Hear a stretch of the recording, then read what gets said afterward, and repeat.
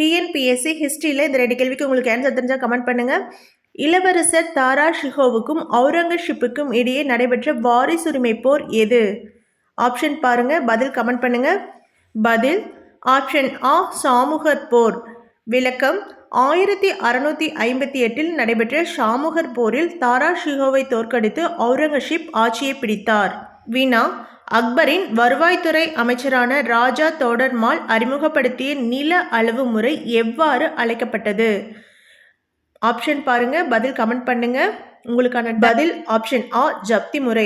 விளக்கம் ராஜா தோடர்மால் நில வருவாயை சீரமைக்க தக்ஷலா அல்லது ஜப்தி முறையை அறிமுகப்படுத்தினார். கடந்த 10 ஆண்டுகளின் சராசரி பயிர் விளைச்சலின்படி வரி நிர்ணயிக்கப்பட்டது. இது போன்ற மேலும் வினாக்களுக்கு யூடியூப் சேனலில் 2 பார்ட்டாக முகலாயர்கள் என்னும் தலைப்பில் ஃபுல் வீடியோ போட்டிருக்கோம். பாருங்கள், படிங்க, வெற்றி நிச்சயம்.